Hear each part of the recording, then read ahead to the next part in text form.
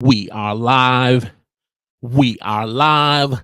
Ladies and gentlemen, boys and girls, children of all ages, we are live. And Huddle community, I have a question for you. That question is simply this. Are you struggling to bring on great guests for your podcast or live stream show because of scheduling conflicts, because of time differences?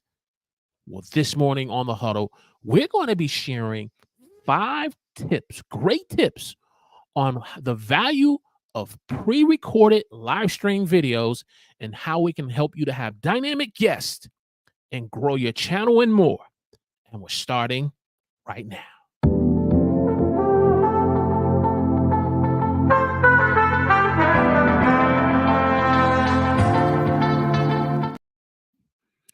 Praise the Lord, everyone. Welcome to the Huddle. I'm your host, Walter Strong, where we share tips and tools on making live streaming easy for you and me as a beginner. And so if you're joining me this morning here on YouTube, let me know in the chat where you're watching me from. And if you're watching the replay, give me a hashtag team replay in the comments section. And as we said this morning, we are going to be sharing 5 great tips on the value of pre-recorded live streaming videos on bringing great guests and more to grow your channel and get more views, because this is a feature. It's not a new feature, but sometimes it's an underutilized feature that we as content creators don't utilize to help us in our content creation journey.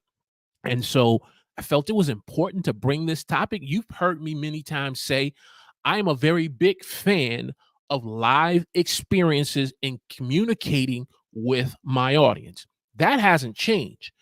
But at the same time, there is a value in pre-recorded live stream videos. And so we want to have a discussion this morning on that and more. But before we get into that, we just want to jump in the chat and see who's joining us. We can see already. I have my good man, Ash Boland, all the way from London, podcasting with Ash, joining us. I also have my good man, Frank Johnson, Action Jackson, in the house this morning. Good morning, in the house. And so, hey, let us know where you're watching us from. Give us a hashtag Team Live as we get ready to get into this content.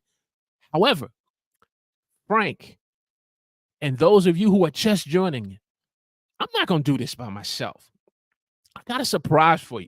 When I thought about this topic on pre-recorded videos, I'm a big proponent that if I'm not the expert in this and I'm still learning about this, because I did some pre-recorded stuff on other contents that I've done, but if I'm not doing it, I think it's only right to be able to add value to you and bring in an expert.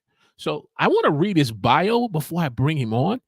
This gentleman that we're bringing on is certainly no stranger to the Huddle. No stranger. He is a podcaster, man, top podcaster in his region of where he lives, and his broadcasting goes out. He is a top live streamer, but most importantly, he is a mortgage marketing coach who helps to bring impact, influence, and helping people in their industry of what he does to make income. Important. You got to have some cheddar. And so I asked him, I know it's the last moment, I said, can I bring you on? Let's have this discussion. So without further ado, I want to welcome the one, the only man, all the way from London, Mr. Ash Boland. Boom. Here he is. Mate, thank you very much for having me. It was last minute, but I love it. Hey, thanks for joining us. Thanks for joining us, man. I know people's like, wait a minute, Ash is in the chat. I'm like, I know. He's in the chat. But hey, this is the man who I felt, hey, we can have us a great conversation on pre-recorded. We can learn and just take advantage of this great feature. But for those who are just joining us that may be new, Ash, and don't know who you are, just kind of give a nice little brief introduction of, who you are and how you got started in this whole live streaming podcasting journey. Yeah, of course. Well, thank you first of all for having me on again for many times. I'm a frequent flyer of the Huddle now. Yeah, so like I say, my name is Ash Borland. I'm a marketing coach and consultant for mortgage brokers in the UK, well, across the world now. But I got into, and I also have a hobby channel, which is called Ash Podcasting with Ash. I got into marketing and content creation about 7 years ago, where I effectively was running out of leads. I couldn't make any money as a mortgage broker, couldn't find ways to generate leads, and had never really done anything on social media. But I thought, I see people using it, so why not give it a try? And did it, was very bad at it, as everybody is. And over the years, it just compounded. And in the end, I just stuck at it. I carried on going and going. I was one of the first in the UK to do that. And as that time went on, it moved from making videos to then making podcasting, and to then making longer form videos, and inevitably ended up becoming a live streaming. And the reason why I loved live streaming so much was because I realized that to get good at something, you had to do it often. And I was a sucker, and I'm sure some of you guys listening to this, and I'm sure you feel the same, Walter, but I would feel like every time I'd make a video, I would criticize myself and say I could do that better, and I'd start and stop and start and stop. And so when StreamYard first came out, it made sense to go live and record live content every day. And I've been doing that for 5.5 years. And that stopped me then from having to, it was this idea of just get used to the idea, whatever you make that day, no matter how good, no matter how bad. Florence in the chat will get this, where it's like, if you're on mute, keep going. And that has been my journey. And now I'm pretty good at it, I'd say. So that's kind of me in a nutshell.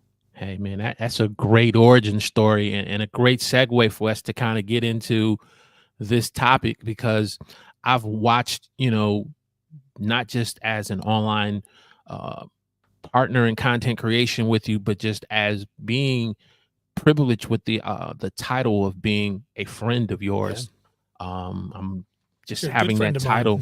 I really appreciate that. And I've learned so much on both channels, and how you've been able to utilize pre-recorded videos to grow your channel, but also to grow your business in the marketing. And so I want to touch on a couple of tips, get into some questions, and then get some questions from the audience. So let's go to tip number one. People can do pre-records. I mean, before this whole live stream, we were all doing pre-records and uploading videos, but utilizing pre-records in the right way. Take us through how you plan out your pre-records.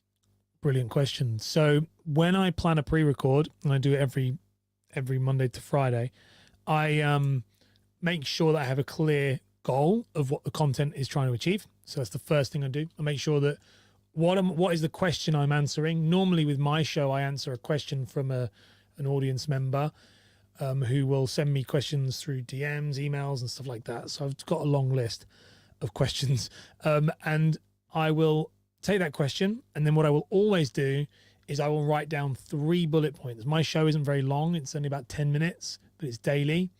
And I will, and well, it depends. And I have an interview show too, but, and we can talk about interview and solo. But for solo, I will write down 3 points that I know I need to hit. And then those points are the main kind of riffing subjects, kind of how we're doing here, very similar. And that keeps me on track, because that will then mean that the goal of that pre-record is to make sure that I am delivering the best value to my listener. I will, and I'll make sure that I don't do more than 3, because I want to make sure it's concise, because I only have 10 minutes. So I've got to make sure that it all fits into that. So it's 1 topic, 3 bullet points of 3 subtopics, and I will never record before I've done that plan, because it will never work out well. So the structuring, putting the framework together is a major component in being able to, and we're talking about pre-records for live streams, but even just in terms of when you're playing out a regular video that you're going to upload on YouTube, having that framework and that structure in place, so that way when it's time to now press record or do the recording, you feel more confident in the level of success that it can achieve. Yeah, spot on. I mean, there's actually that was a shorter answer, but there's a deep breakdown of exactly how I plan it on Podcasting with Ash, which is called, if you just put how I plan a solo podcast, how I script a solo podcast. It's in the top videos anyway, and you'll see it there, and it's breaking down into like the subcategories. You can go really deep into it, but yeah, I always have 3 bullet points and a topic. There's other things I do underneath that, but without those, you'd be stuck, or I'd be stuck. Gotcha. And you've been doing this for a while, and so for beginners who are going to, we're always told, get in front of the camera, press record, and just start talking. But then when you kind of start doing that, and if you don't put that level of preparation to it, it's like you're almost kind of sabotaging how it's going to be able to do out the gate. I get we can't control who we want to watch our videos. We can't control in terms of who we can get to subscribe to our videos, but this is what we can control in the preparation stage. Yeah, 100%. I think that's the mistake, is that if you go live and have, like, first thing I'd say basic is have a topic. Just a topic is fine. If you one step below that, have those 3 bullet points if you can. But if you can go live and have no topic and no bullet points, you're a much better person than I am. And I've done this like every day for 7 years now in regards to content. I would struggle. I wouldn't know. I don't know anyone who could just riff off there and make it good for the audience. I think that's the hardest bit. Gotcha. Hey, if you're just joining us this morning, we're talking about 5 important tips on how to use pre-recorded videos for your live streams and more this morning. So let me know in the chat where you're watching me from. If you have a comment, please put a C in front of the comment. If you have a question, which we will get in later on, so definitely want you to hang around, put a Q in front of that question. And we're just going to really have a great discussion that when you walk away from this live stream this morning, you're going to have some clear focus on how to go about doing this morning.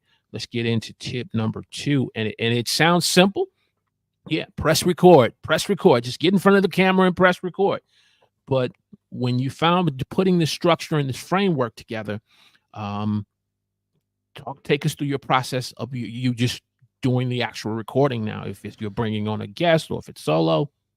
Yeah, so when I if I do it with let's take a guest and then I'll do solo quick. So a guest, I will, when I do the recording, I will, at the moment, weirdly, I record it in StreamYard, unless they have like technical problems, at which point I'll bring them through Zoom. But I will bring them through StreamYard on the recording only feature, explain everything to them, and then very like anything else, I'll just hit record. And one thing I will say to them before we go and hit record is, this is pre-recorded, and please, and this is something I think that's quite important during the recording, don't pretend it's live.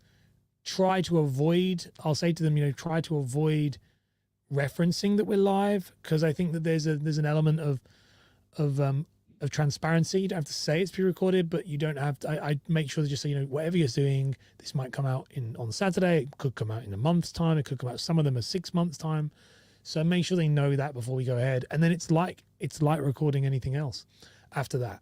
It really is very similar to a normal interview. Now, when it comes to solo stuff, that gets a little bit harder, because it's hard to, the thing you have to say to yourself, it goes back to what I said earlier, is about like this idea of being live stops you from stopping yourself. And that's what I do when I go live. When I hit the record button, it is hit record and let the chips kind of fall where they may. You have to commit to the process, and you're in it from the moment you start till the moment you end. Because if you're otherwise, you are now just going into you're going into a VOD, you're going into a video on demand. That's not what it's supposed to be. It's supposed to be a pre-recorded live show, as opposed to a fully edited video on demand. So I think that when I do the recording, I treat it exactly the same as I'm saying here. The only thing I won't do is I won't say good morning, good afternoon, like, because I don't know, or I will if I know it's going to be the time that it comes out. But I make sure that I try not to date it or in the recording. And do you find, in terms of when you're planning and doing your recording, when you're looking to bring out guests, because of time zones, scheduling conflicts, has it decreased the what's the word I want to say? No one wants to just say no to a person, but it's not a good opportunity at that time. Do you find by doing the pre-records, when you're reaching out to individuals to come on for the mortgage show or your podcast, it's decreased that? Yeah, massively. Yeah. And it also helps me because like last week I recorded 6 interviews. 6 interviews. I mean, I am scheduled onto my podcast for my mortgage. I have 2 mortgage podcasts. One is a solo and one is an interview. And the Mortgage Maverick show, it's the interview show. You know, we're scheduled out when we're recording this. What is it? We're February. I'm scheduled out till June on that. Really, really far ahead. And the reason why is because exactly what you said. I want high profile guests for within the industry. Those people are very busy. And so if I wanted them to come on my show and I said to them, you know, it comes out on a Wednesday at 7 p.m. UK time, GMT, that they would be like, well, I can't do that. So instead, I work around their diary, or they work around my diary. It still fits into my normal working day, but I'm able then to have that high quality guest. And I like it because it also allows me to retouch with them later. So we can do the live, we can do the recording. I'm not stressed about whether an episode is coming out week in, week out. And also that when they, 7 months, 8 months, some of them, well, not so, like say 6 months, when that comes out again, they get alerted to me again and they remember, and they're like, oh yeah, I did that conversation with that guy from, from the mortgage space. So it was, it's been a game changer for me because I used to do it live and it was quite hard. And you know this, you do it now, we're live now. It can be quite hard. Your last episode was with people in Australia and it was, like you say, too late for me to attend the live show. So I'm really always trying to make sure that for my listeners, I have a very large listener base now in that space. It didn't, but I realized like they want me at that time every week. And if I don't do that, then it'll affect my bank balance. Okay, man, that's say that again. That's a power gem you just dropped. The audience, because they come so faithfully, whether it's Saturday morning at 11 a.m., Friday at 6:30 p.m., or what, like you said, being over in the UK time, they're looking forward to your show coming on. There's an expectation. They know it's a pre-recorded show. Disclosures have been made. That's a power gem. Wow. Oh, it really is. Yeah. And they do. I realized this, like I said, I've done it a long time and it's a very micro niche. Like I was watching the Sean Cannell thing recently. I am like a nano or micro influencer. I'm not like big but in my space, I'm very well known. And that's a weird feeling when the show went from being like, this is just me talking and rambling, to people sending me messages daily now saying, I've changed my life. I've done this. And that was where the responsibility, that's where the pre-recording came in, was like, it's not about me. It's about them. And it's about, the last episode, one of the episodes came out on Christmas Day and I was toying with it and I even put it out on a poll. Do you guys want it still?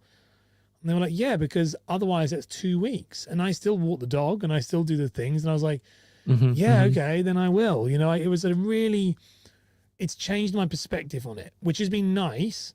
It's kind of made it a bit more clinical. It's a little bit less fun. It's fun, but it's different. But it's a business now, Okay, definitely. Hey, we are talking about 5 important tips on how pre-recorded videos, live streams, or just pre-recorded videos in general can help you to be able to bring on dynamic guests for your podcast or live stream show and grow your channel. Hey, if you're just watching me, let me know in the chat where you're watching me from. Give me a hashtag Team Live. If you're getting value out of this great discussion that we're having with my man all the way from London, Ash Boland, hit that like button for me. Share this on your favorite social media platform. All right, so we talked about pre-records. We talked about doing your research. Do I got the right one? Oh, boom, spot on. Downloading your file.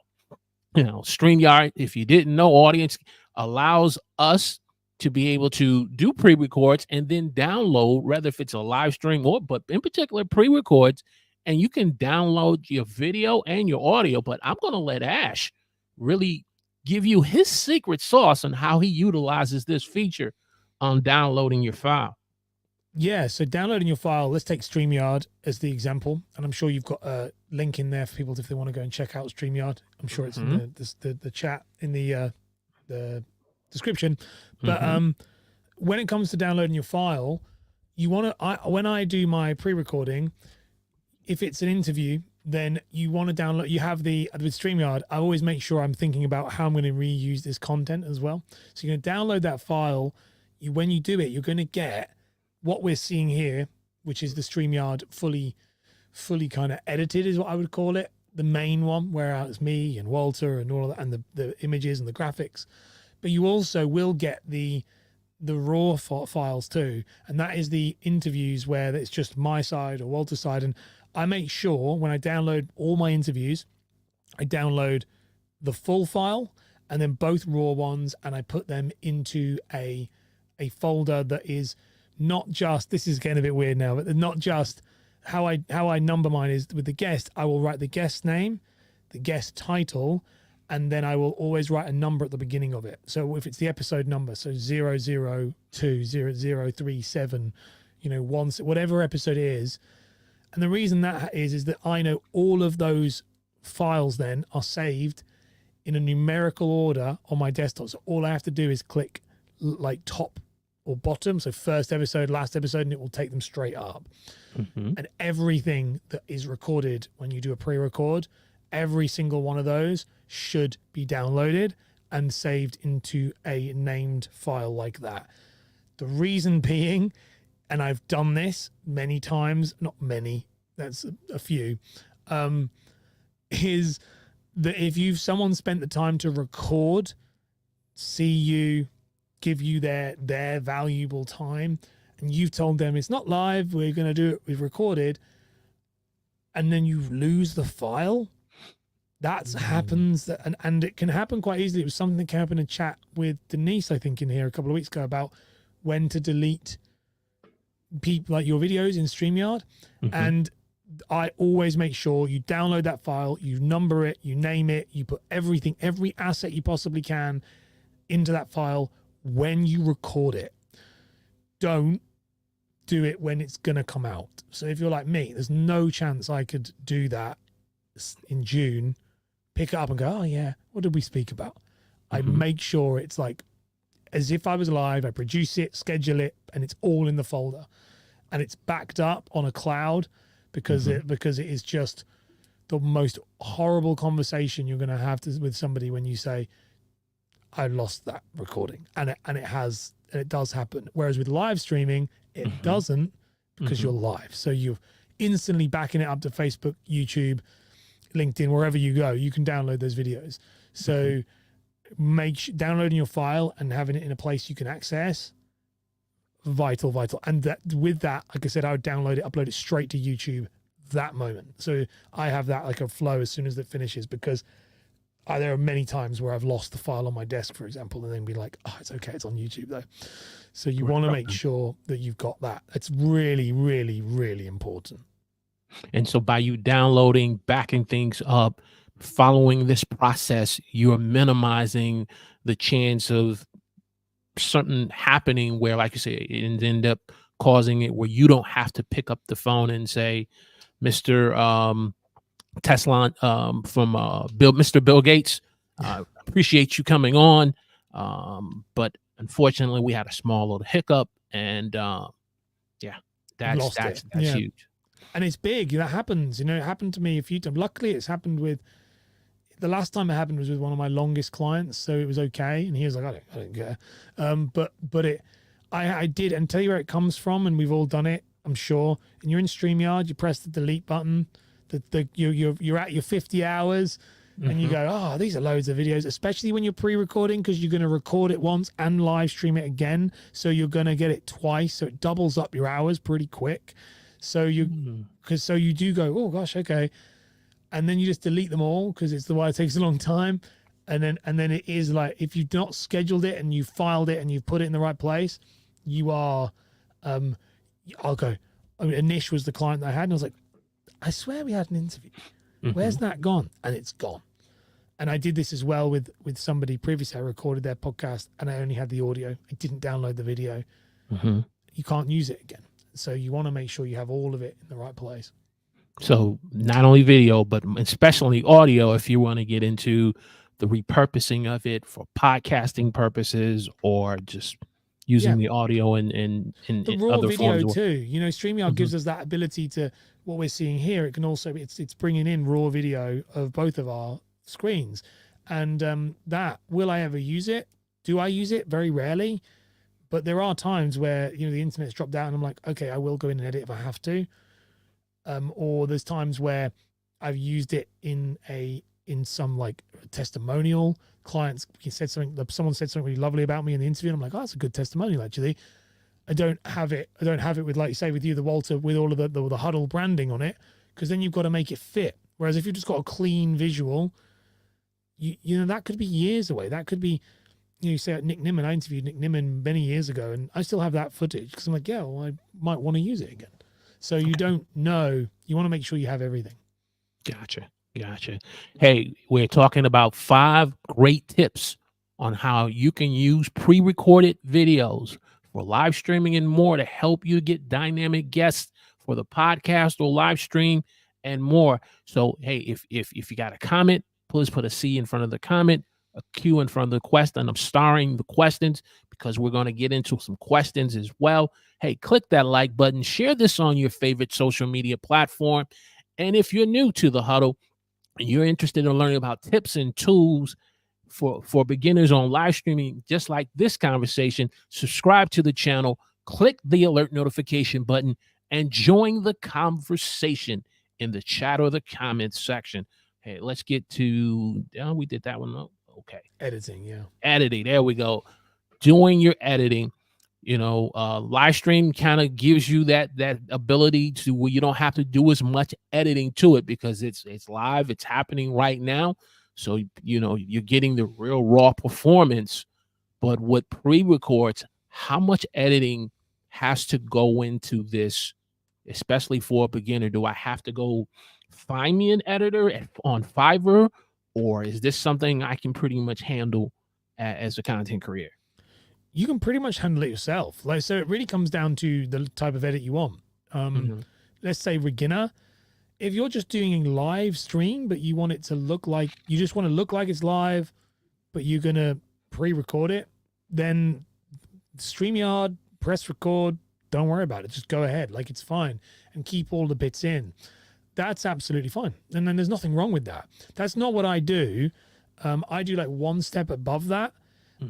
But I think that I'm a big advocate of light touch editing, which is about trying to do as minimum amounts of editing for the maximum amount of visual views, the way it looks, the way the match visual kind of aesthetically pleasing thing. So I'm just trying to find the right word then, but it's like, I don't know, that's where I'm going, but it's so you don't need to. StreamYard gives you everything in it that you need to do. I use an array of different stuff myself. So if you want to go one step above that, I record my interviews in StreamYard. I use StreamYard for restreaming, which I'm sure we'll talk about in a bit. But I record my solo stuff in Ecamm. And Ecamm allows me, very similar to your OBS guys that are on, very similar. It allows me to have multiple camera angles. It allows me to share things on my screen. It allows me to bring in my iPad to do like notes and whiteboards. It really is that's where I do a lot of that kind of real-time editing. I have B-roll loaded into it, so I'm able to, I don't even know if I can show you it on here. Let's see if I can even make it work. Let's see if it works. It should work. Share, and then I can... I shouldn't need to share because it's all part. It should go through my... let's have a look. So I can show you the type of thing that I would do in real time. So if I have it in real time, just got to move me onto the screen, and then I will bring it in as a different camera. So we could take my virtual cam on eCam, and this is the type of thing I do. So bringing it in now, you should see podcasting with Ash. So that's fine. And then I have for a lot of my stuff, I have it already pre-recorded in. So if I press this auto button, which is a small button on my Stream Deck, it's now going to cycle through every 7 seconds. It's going to change angles. So all I do is talk. I mean, it's going to be delayed a little bit because internet on stuff. So all I do is talk, and it's going to move through all these different angles. And then I've got the subscribe button's already plugged in, so everything is there ready to edit. I even have B-roll. So if I say something, let's say I'm talking about something that is trying to increase your sales, I'll just hit the sales button, and you're going to start seeing sales playing over the top, or podcasting. And these are pre-built B-roll. Now, this is quite technical. I'm not telling anyone to do this, but this is like I say, how I do it. These are all just buttons that I'm pressing, and I'm kind of come back now from that because let me just stop it. Sure you can see it, but that is how I actually edit mine, because that allows me to edit that in real time, very much so. So it's quite. But by the way, you can do that still in StreamYard if you wanted, because in StreamYard, if you want the B-roll in Stream, you can't have the multiple cameras in the same way. You can, but it's pretty clunky. But in StreamYard, on any plan, if you upload B-roll, so video, without any audio, so no audio on top, you've got to make sure the file has no audio at all, not even just a silent audio track.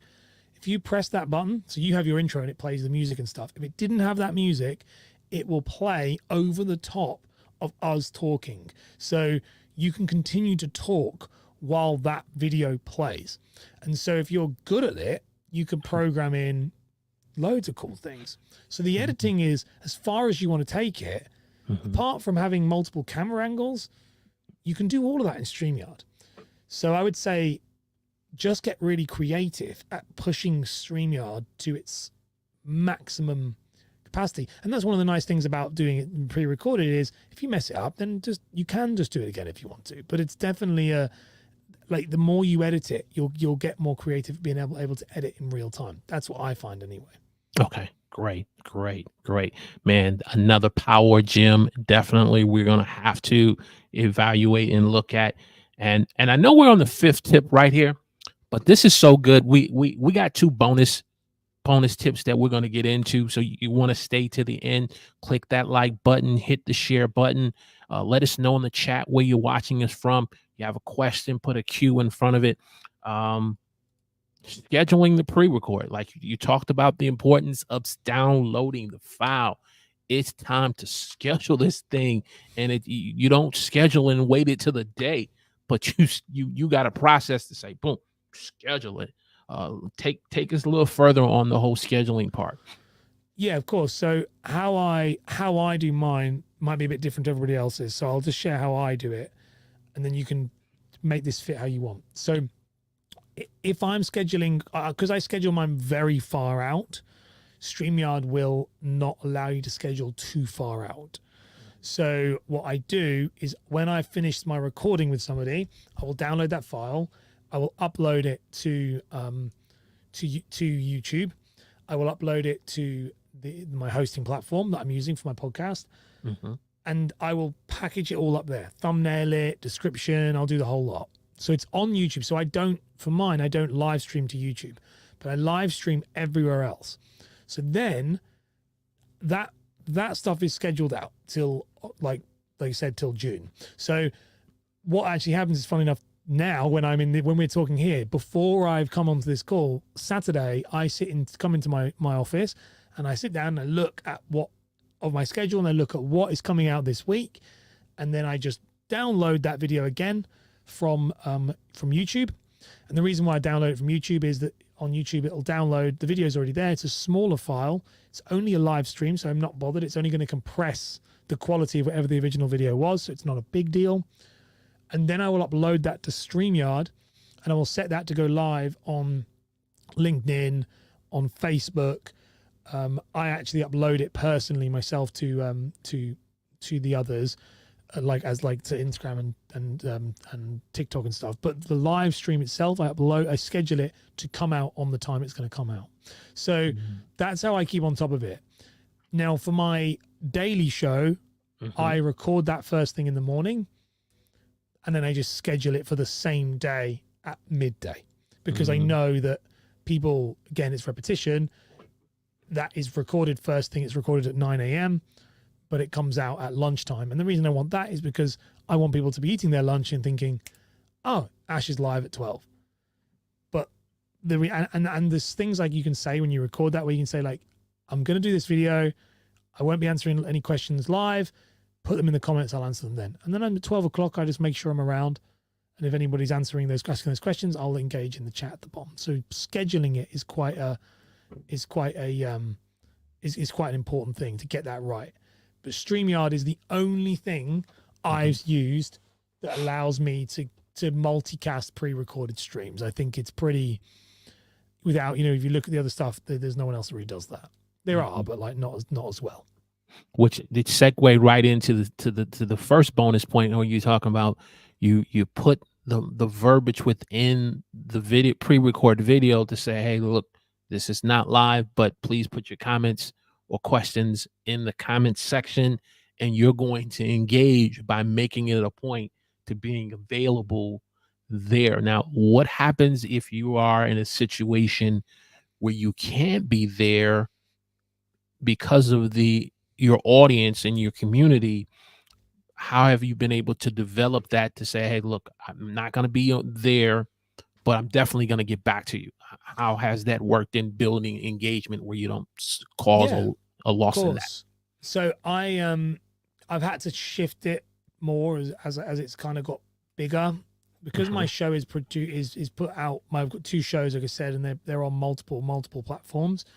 So they might look small on one platform, but they're across the board. It's thousands and thousands and thousands of people. So it's a bit annoying. It's great, but it's wonderful, but it's hard work responding to people all the time. And so I will always respond. I have it diarized. I respond now in the morning to whatever happened the day before. So it's about training your audience and then being there for them. So my audience know I'm going to respond within 24 hours. But I might not respond there and then. I used to respond there and then, but it can get pretty hard across all these different platforms. So in the morning, I record my own show, and then I engage with what was happening yesterday.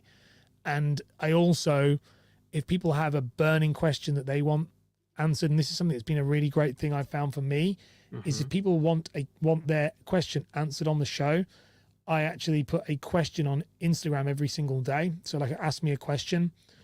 And that is not for anything other than people, they're just podcast questions. So if you want something that you want me to answer, I will answer it for you. It's a bit like doing that kind of when you pay someone to respond to you. Like, I'm happy to spend 10 minutes in an episode answering your question. So I kind of trained that into it. I spoke about that a lot in the shows. I'm saying, if you just follow me on Instagram, that's where you're going to connect with me. And it made that platform, like, that's my community platform, is Instagram. That's where I engage with people heavily. That's where you'll be able to see my latest stuff. It's where everything's there. And then that's really helped, because otherwise, I stream it on Facebook. Facebook's not great for it. I'll pick it up when I get a chance. YouTube, again, I'll kind of pick it up when I get a chance. It's not a big YouTube channel, so it's not something where with that niche specific. But with Instagram, it's where a lot of the stuff happens. So I think when it comes to engaging with your audience, the thing I've definitely learned is choose where you want to build your house. Don't try and spread yourself too thin. So if you're like, I'm all in on the YouTube community tab, go all in on that. If you're all in on Instagram, but don't try and do all of them, because you will make yourself very stressed, especially with the pre-recorded stuff. So for me, all roads lead back to Instagram for anything, whether it's live. I don't do any lives anymore, but like live, pre-recorded, short videos, whatever it is, all roads lead back to, if you want to contact me, you want to ask me questions, you want to engage with people in comments, go to Instagram. Gotcha. Gotcha. Man, this is some great, great power gem information on pre-records. And if you're like me, you just thought, hey, look, just get in front of StreamYard and press record, do your pre-record, and do a little editing here, a little editing there, upload it, and that, man, Ash is giving us the secret sauce that makes the spaghetti taste so good. Oh my goodness. Hey, if you're getting great value, do me a favor, click the like button, give us a thumbs up, share this on your favorite social media platform. And if you have not subscribed to the Huddle with Walter Strong III, hit that subscribe button, click the alert notification button, and join the conversation in the live chat and comment section. All right, so that's bonus tip number 1. Bonus tip number 2, repurposing your content. Man, it just hearing everything that you just explained and shared with us today, man, it seems like pre-record videos have the potential to take repurposing to the next level with your content. Oh, they do. Yeah, they really do. I mean, repurposing content is was a big part. Well, it is a big part actually of my strategy. The pre-recorded videos, I would say, especially if you're using StreamYard and you said you get that raw footage, you can repurpose those videos into many, many, many things. And I think that one thing I'm a big advocate of doing is taking the repurposed full video, getting that turned into a post from using AI. I use AI to do that. So I get it to summarize and then do a post around it. And then taking those short videos, and you can upload it into, and I love this software so much. I use Descript, and Descript, I mean, I literally use it every single day. You can go into there, you're able to clip from it, pull small clips out of it. It'll auto chapter the video for you. So the repurposing potential on a pre-recorded video is very, very high, especially because it can be used then as a trailer before the show to come out. So if you, unlike what we might do in the live space where we might record something and then go, I'm going to clip it up and do these shorts for it, or these longer kind of clips for it, but they're still clips. You could release a few shorts, you could release a written blog about it, you could release all these little things that are teasing to an inevitable interview at the end, or an inevitable big, an hour-long masterclass. So it's putting it the other way around, which is really the way you would do it in traditional media. And I think this is the mistake that we lose in, not the mistake, but the problem we have with live streaming is that we don't have your as you used to say, it's the trailer for Marvel and things like that, the Avengers. We're doing it after the show's happened, versus if you have that loyal audience, they know repurposing my content. I take screenshots from it and I'll go, I've just interviewed, especially if you think my runtime being up to 6 months, that content can be drip fed massively. I'll use it to talk about, spoke to Jamie Pritchard, who's one of the guys in the industry, and I'll go, spoke to Jamie, he said this, we got really deep into it in a podcast, it's going to be coming out really soon, you're going to like it.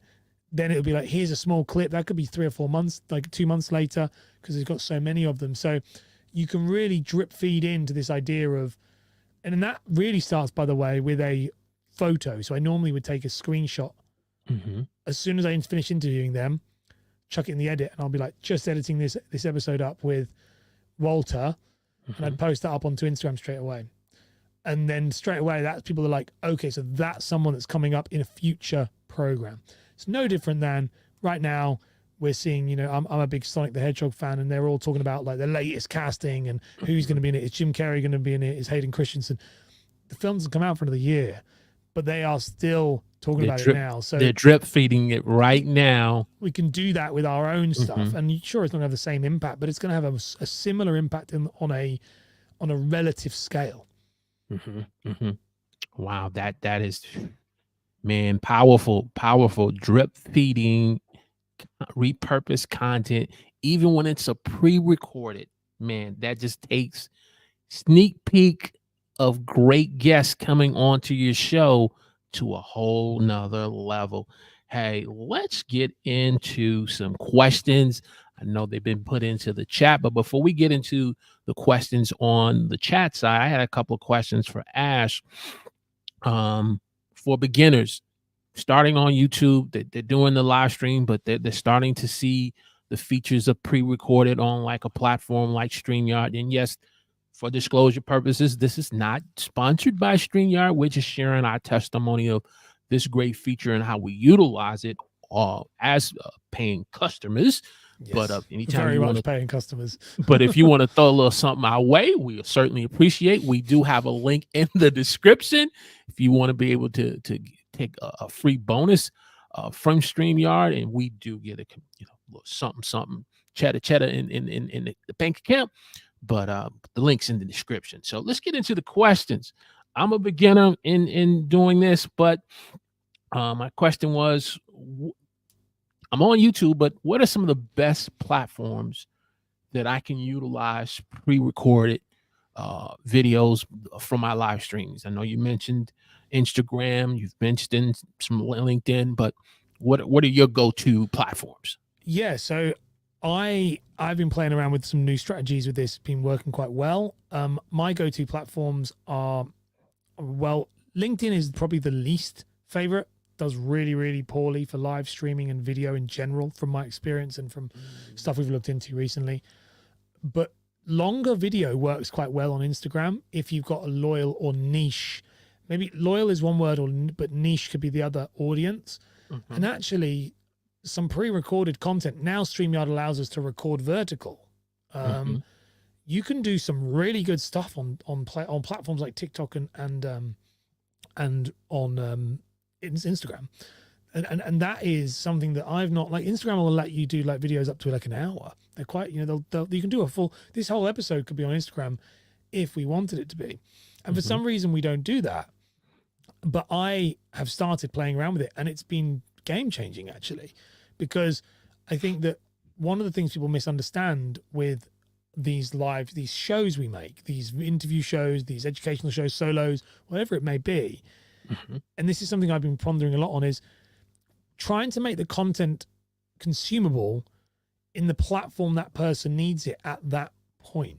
So for me, I try to think, I take one show and I think, how can I repurpose this one show without editing it? Maybe editing it a little bit, like just put some subtitles and refit it to fit the frame. But how can I make it, you're walking your dog and you want to listen to it. Great. So that's on a podcast.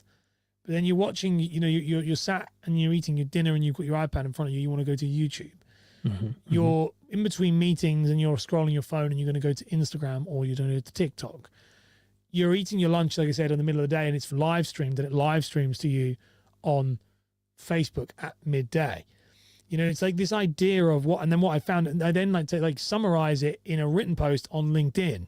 So and then I email it to everybody with a video clip, with the video and the summary together. So something I've really tried to focus on now is, instead of trying to repurpose lots of content all the time, I have that strategy before, but I'm now trying to say, don't follow the meta of what people are saying. Oh, you need to be 15 seconds. You need to be, your audience knows what they want. My audience is hyper niche and they'll watch it, and they do. And so that's something I'd be really interested in people playing around with. If you've got a really niche, like mortgages is mine, then if they're watching a 50-second video, what was happening is they're like, how do I get the link to watch the full one? I'm like, well, I may as well just upload the full one then instead. And it's had a huge impact. Watch time's gone up the roof. And so I'd say people sleeping on Instagram as a long form video platform is probably something I'd be looking at. Definitely. Which is very left field, but it's working. There you go. Next question. Can I monetize, if my channel's not monetized, can I really heavily lean into pre-recorded live stream or videos to be able to get monetized on YouTube and with the other platforms that are out there? So do you mean hitting that watch time or just monetizing in general? Monetizing in general. Yeah, so you can monetize in general in any way. I would say that, so quite interestingly, pre-recorded video, we spoke about this in one of your lives in the chats about like the shorter videos to be better on YouTube. Pre-recorded video will do better on YouTube than lives if it's packaged correctly. But I would say that live streaming, like what we're doing now, does give you a better opportunity to do the things like you've done with StreamYard, where you can promote monetization through affiliates. So it's a really hard one to do, but you can monetize at any point. And I wouldn't rely on the I mean, I don't rely on any. I am monetized on both my YouTube channels. I don't. If I was waiting for that to pay my bills, like I said to you, I would not be very successful. Like, you can monetize way before any of that, and it doesn't matter whether you're live or pre-recorded.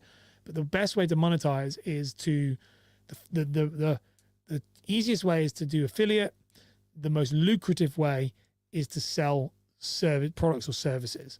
So if you're somebody who's thinking like, can I make a full-time job, or can I make a good side hustle from my live show? I only have 20 downloads or 50 downloads, whatever it may be, 15 listens. Like, you can build a very successful business off of that, as long as you've got a good high ticket product. I mean, complete transparency, I built a 6-figure business off of like, at the time, maybe 25, 30 listens, a week. Like, it wasn't a lot, because you don't need a lot of people. You need the right people. Right. And you need the right vehicle to monetize it. So I was selling very high ticket consulting to a very specific niche. It worked. Mm-hmm. I've done the other way, where I've done very broad and tried to sell courses and didn't make much. So it does really, it comes down to however you want to do it. But if you want to make money on your streams, affiliate is great, and pre-recording is the exact same thing. Affiliate is great for easy money. It doesn't stack up very high. But one thing I would say about affiliate, and I'm sure you maybe have a similar thing, I've always been a bit of a don't really worry about it. It's like, at the time I felt it's a bit pocket change. You don't get a lot, $5 here and there. But I tell you what, that stuff is stacked. It does stack when you start to get like a loyal small fan base who are buying it, and then they recommend it to their friends with that link. And I mean, it's not like you can retire on it, but it's definitely like, it's not something to scoff at now. Like, now it does, it covers my like grocery bill, like it would be enough to do that. So my biggest regret with monetization is I should have done affiliates sooner. Should have listened to Sean Cannell with all of that. So you would not know. You could not tell. I could not tell you the amount of messages I get every day asking for kit lists on like what equipment to buy, and they're buying $1,000 cameras and $500 microphones. And I think every time, I don't have affiliate for that, and I think, oh, I should have. But every time I think, well, one person asked me. You just don't know. Because now it's like I get maybe 2 or 3 of those a week. Maybe probably more than that, actually. And I always think, I don't have enough time to make one and to go through it all now. I should have done it earlier. So pave the road while you're not busy when it comes to monetization. That's right, man. There you go. Florence has a couple of questions for us. Your questions, just saying it should just look like that. Questions should help seeing for them. Okay, perfect. And then how in advance would you pick a subject you would cover, in terms of you going back to that preparation part? Which is a great question. How far in advance? Brilliant question, Florence. So I would say it's a tough one. So I'm really moved into more evergreen content significantly. Like, I really moved into more evergreen content.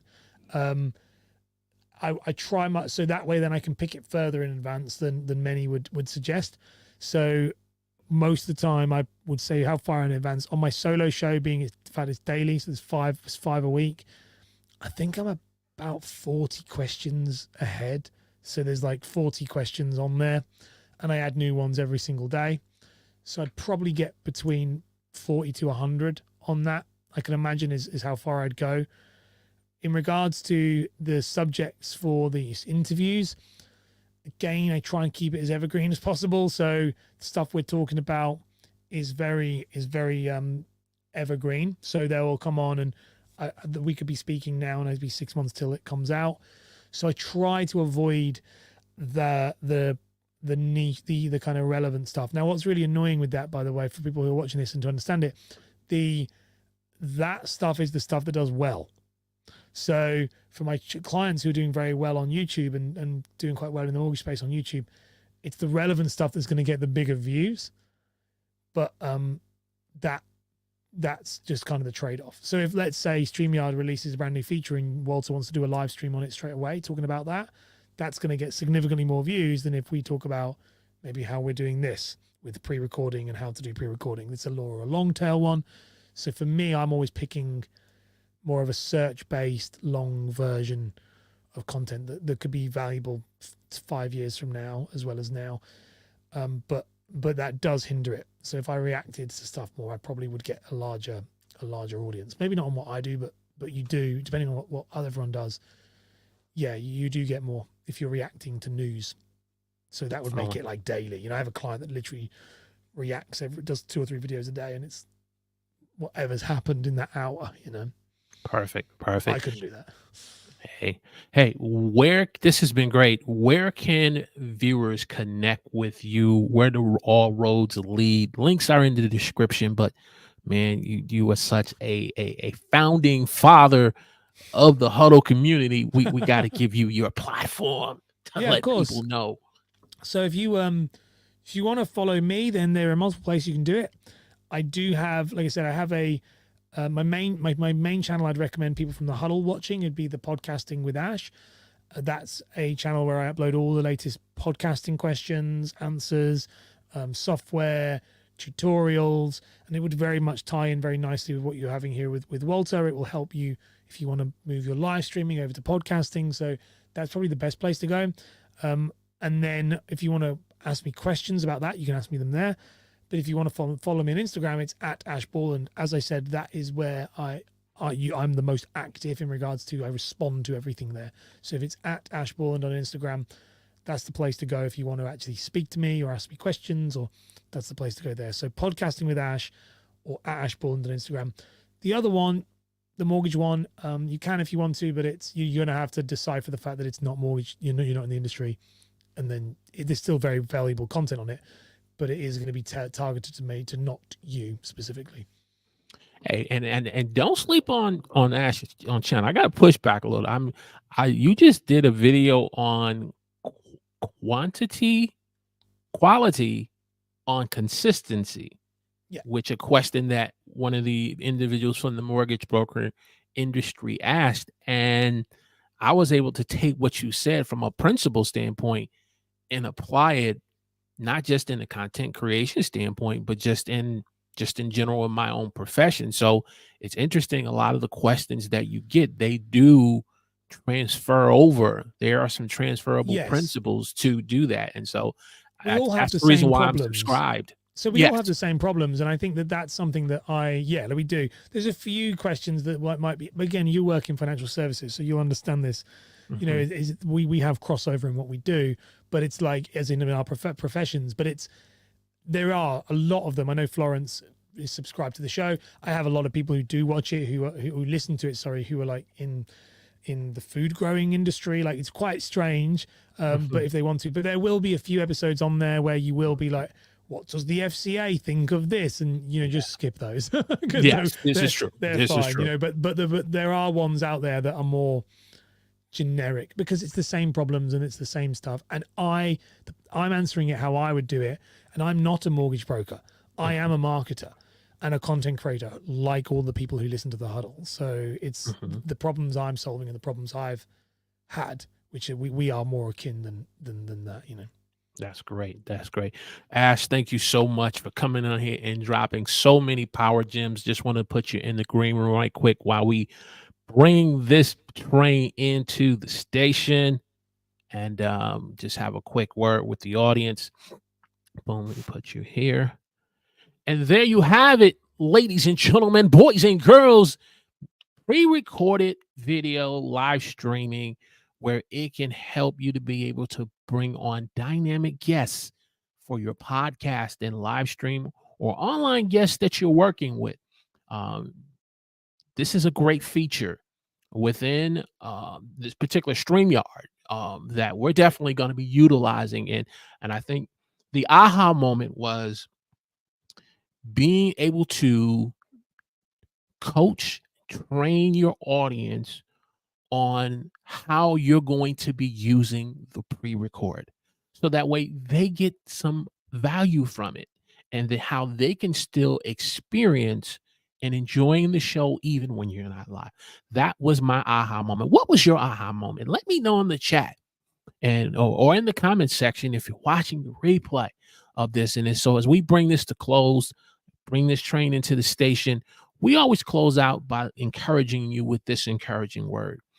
If you are feeling broken in an area of your life today, feeling broken in your emotions, feeling broken in your mentality, feeling broken because of relationships, or even feeling broken as a content creator on YouTube, I want to encourage you in letting you know this.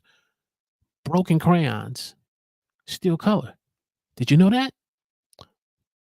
The bag of broken crayons or the basket of broken crayons that children color with can create some great masterpieces because of their innocence and their humility as children. As adults, we get complexed and we just become so analytical and say, I can't see moving forward because I feel broken. I'm here to encourage you today to let you know you still can create some great masterpieces. Your next video, your next blog, your next newsletter, or your next pre-recorded video. Why? Because broken crayons still color. We'll see you again next Saturday at 11 a.m.